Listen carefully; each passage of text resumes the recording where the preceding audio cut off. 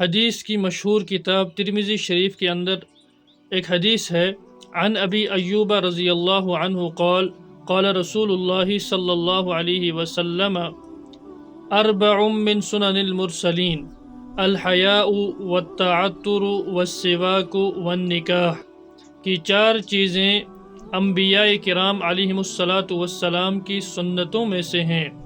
وہ چار چیزیں کون کون سی ہیں؟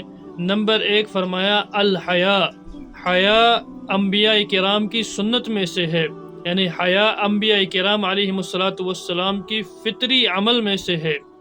اور حیا دوسری حدیث کے اندر ارشاد فرمایا جناب نبی رحمت صلی اللہ علیہ وسلم نے، والحیاء شعبۃ من الایمان، کہ حیا ایمان کا ایک شعبہ ہے، اور جس شخص کے اندر حیا ہوگی وہ ہر قسم کے فحش اور برے کام سے بچے گا، اور جس شخص کے اندر حیا نہیں ہوگی وہ جو چاہے جس طرح چاہے مرضی کر سکتا ہے۔ اذا فاتک الحیات فافعل ما شئت، گویا حیا انبیاء کرام علیہم الصلاۃ والسلام کی عظیم سنت میں سے ہے، اس لیے ہر انسان کو حیا کے تقاضے کا خیال رکھ کر زندگی گزارنی چاہیے۔ ہر اعتبار سے انسان کو حیا کا خیال رکھنا چاہیے۔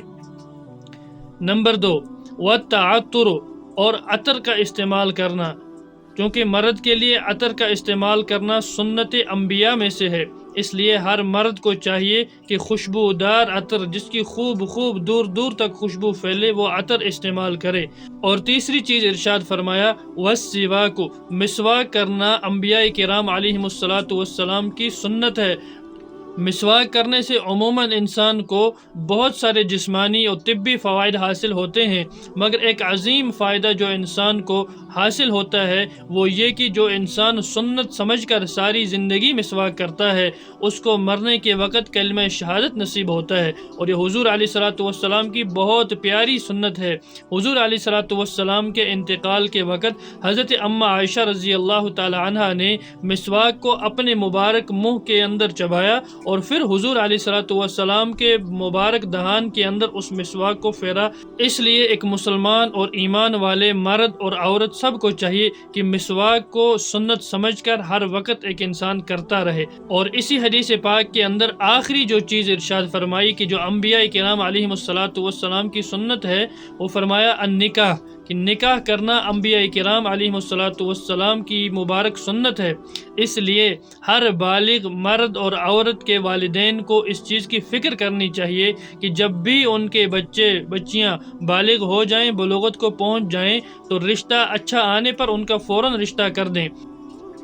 اچھا رشتہ آنے کے باوجود اور وسعت اور گنجائش ہونے کے باوجود بھی اپنے بچوں کے نکاح کے اندر تاخیر نہ کریں، کیونکہ یہ بچے کل کو پھر کسی بھی گناہ میں ملوث ہو سکتے ہیں۔ اور نکاح کے بارے میں جناب نبی رحمت صلی اللہ علیہ وسلم نے ارشاد فرمایا النکاح من سنتی، کہ نکاح کرنا میری سنت میں سے ہے۔ اس لیے جس شخص کے اندر نکاح کرنے کی طاقت ہو، وسعت ہو، گنجائش ہو، اس کو چاہیے کہ فوراً اپنا نکاح کرائے اور فوراً اپنے بچوں کا نکاح کرے تاکہ کسی بھی گناہ میں ملوث ہونے سے بچے۔ تو خلاصہ حدیث یہ ہے کہ چار چیزیں انبیاء کرام علیہم الصلاۃ والسلام کی سنت میں سے ہے۔ اس میں پہلا ہے الحیا، کہ انسان ہمیشہ باحیا رہے، جس جگہ بھی رہے انسان باحیا رہے۔ اور دوسری چیز والتعطر، کہ انسان عطر کا استعمال کرے۔ اور تیسری چیز والسواک، اور انسان مسواک کا استعمال کرے۔ اور چوتھی چیز والنکاح، اور انسان جب بلوغت کو پہنچ جائے تو اسے چاہیے کہ وہ فوراً نکاح کرے۔ اللہ تبارک و تعالی ہمیں ان چاروں سنتوں پر عمل کرنے کی توفیق عطا فرمائے۔